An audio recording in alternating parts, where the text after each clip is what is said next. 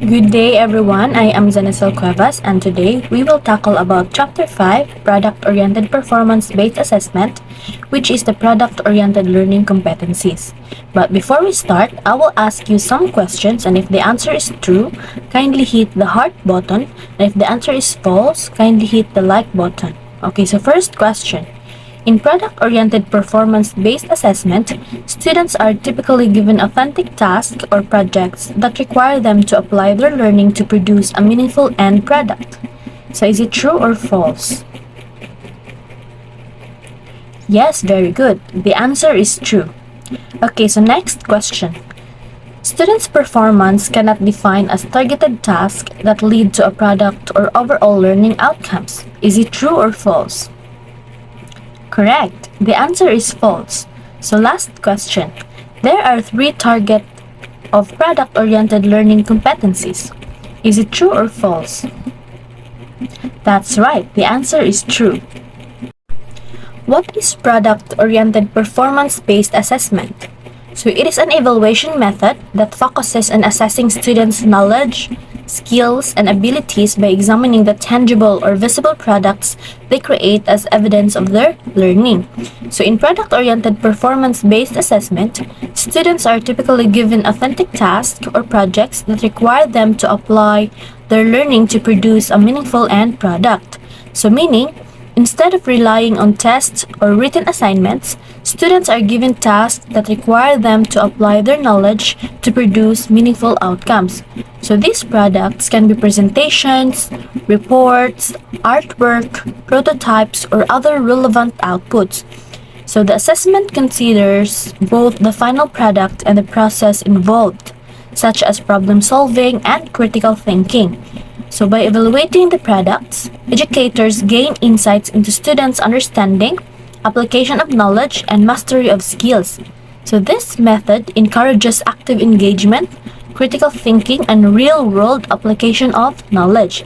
It also recognizes the importance of demonstrating learning through practical and relevant outputs. So overall, product-oriented assessment provides a comprehensive understanding of students' learning outcomes and promotes the application of knowledge in meaningful ways. What is product-oriented learning competencies?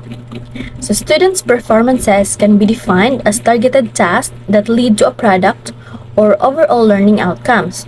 So product can include a wide range of student works that target specific skills. So meaning, in the context of education, student performances refer to specific tasks or activities that students undertake with the goal of achieving learning outcomes.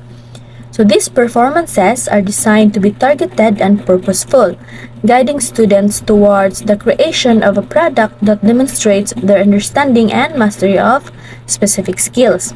So the term product in this context refers to the tangible or visible outcome that students produce as a result of their performances. So this product can take various forms and encompasses a wide range of student works. So it may include presentations, projects, papers, artwork, prototypes, designs, performances, or any other output that showcases the application of specific skills or knowledge.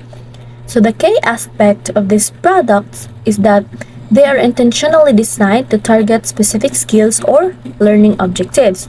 For instance, a student performance might involve conducting research and presenting findings in a well-structured and informative manner, which would result in a product in a form of a presentation or a research report.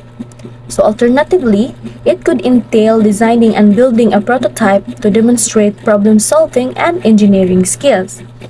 So by creating targeted tasks that lead to a product, educators can assess and evaluate students' progress and achievement in relation to specific skills or learning outcomes. The product serves as evidence of students' learning and provides a concrete representation of their abilities and understanding. So furthermore, the range of product that can be generated is diverse and adaptable to different subject areas, learning goals, and instructional contexts. So this flexibility allows students to tailor their work to their individual strengths and interests while still demonstrating the targeted skills or knowledge. Examples. So number 1, communication skills. So under the communication skills are reading, speaking, writing, and listening. So in reading, they may have the comprehension because when you are reading product-related materials such as user manuals, technical specifications, or market research reports, strong reading skills are essential to understand the content thoroughly. So this includes being able to identify key information, extract relevant details, and comprehend complex concepts or instructions. So next is speaking, where you can develop clarity and conciseness, where effective speakers in product-oriented learning competencies know how to convey complex ideas or technical information in a clear and concise manner. So they avoid jargon or overly technical language and use simple, straightforward language that is accessible to the audience. So by being clear and concise, they ensure that their message is easily understood, minimizing the risk of misinterpretation or confusion. Next is writing. So product descriptions, where strong writing skills are crucial when creating product descriptions for marketing materials, websites, or product catalogs. So effective writers can craft engaging and persuasive descriptions that highlight the unique features, benefits, and value of a product. So they use clear and concise language, appealing visuals, and compelling storytelling techniques to capture the attention of potential customers and drive interest in the product. So example, introducing a revolutionary smartphone equipped with an advanced camera system that captures stunning photos in any lighting condition. So from breathtaking landscapes to vibrant portraits, this device empowers you to unleash your creativity. So lastly, listening, so feedback and assessment.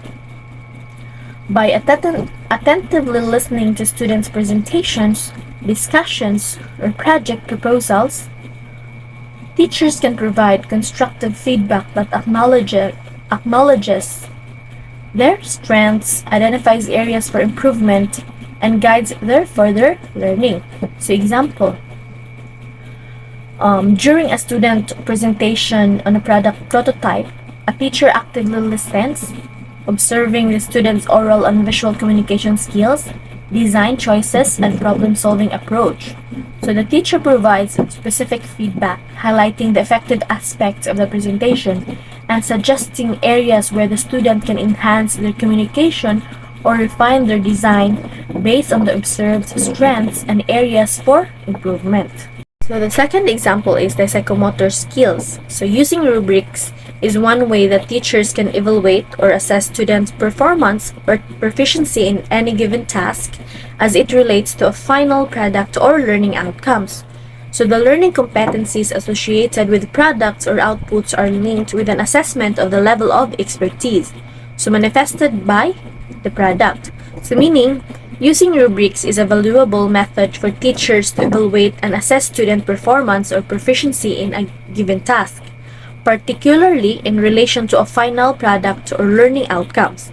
So a rubric is a scoring tool that provides a set of criteria and performance levels to assess and measure the quality of students' work. So when using rubrics, teachers establish clear learning competencies or objectives that are associated with the desired products or outputs. So these competencies define the knowledge, skills, and abilities that students should demonstrate in their work. So the rubric then serves as a guide for evaluating the level of expertise or proficiency exhibited by the student's product. So the rubric typically consists of a set of criteria or dimensions that are aligned with the learning competencies. So each criterion specifies different aspects or components that contribute to the overall quality of the product. For example, if the task involves creating a presentation, the criteria might include organization, content accuracy, visual appeal, delivery, and so on.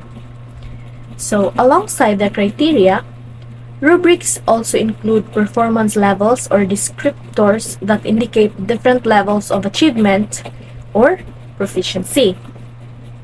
So, these levels may be expressed as a numerical scale, letter grades, or descriptive statements. So, they provide clarity on what constitutes exemplary, proficient, developing, or below standard performance in relation to the identified learning competencies.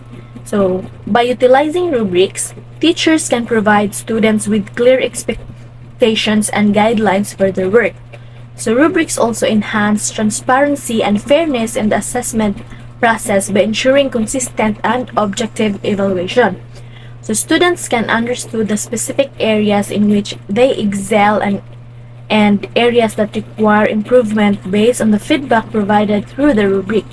So furthermore, rubrics facilitate effective communication between teachers and students regarding the level of expertise demonstrated in the final product. So they provide a common language for discussing strengths and areas for growth and help students reflect on their own work and progress.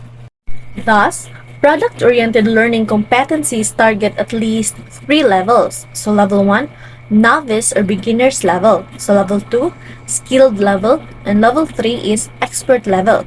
So there are other ways to state product-oriented learning competencies. For instance, we can define learning competencies for products or outputs in the following way. So in level 1, does the finished product or project illustrate the minimum expected parts or functions? So that was the beginner's level. So in level 2, does the finished product or project contain additional parts and functions on top of the minimum requirements which tend to enhance the final output? So that was for the skilled level. So level 3, does the finished product contain the basic minimum parts and functions, have additional features on top of the minimum, and are aesthetically pleasing?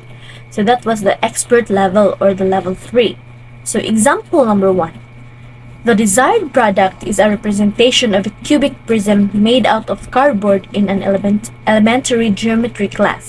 So the learning competencies, so the final product submitted by the student must, number 1, possess the correct dimension, 5 by 5 by 5 inches. So that was for the beginner's level.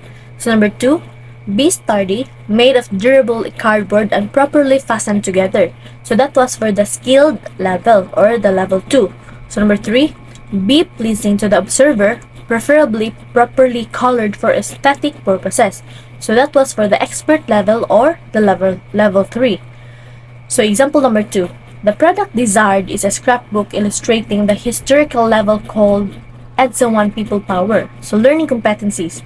The scrapbook presented by the students must, okay, so number 1, contain pictures, newspaper clippings, and other illustrations for the main character of EDSA 1 People Power, namely Corazon C. Aquino, Fidel V. Ramos, Juan Ponce Enrile, Ferdinand E. Marcos, and Cardinal Sin. So that was for the beginner's level. So performance-based assessment for products and projects can also be used for assessing outputs of short-term tasks such as the one illustrated below for outputs in a typing class. So example number 3. The desired output consists of the output in typing class. So learning competencies, the final typing outputs of the students must, okay, number 1, possess no more than 5 errors in spelling. So that was for the beginner's level or the level 1. So number 2, possess no more than 5 errors in spelling, observing proper format based on the document to be typewritten. So that was for the skilled level or the level 2. So number 3, possess no more than 5 errors in spelling, has the proper format, and is readable and presentable. So that was for the expert level or the level 3.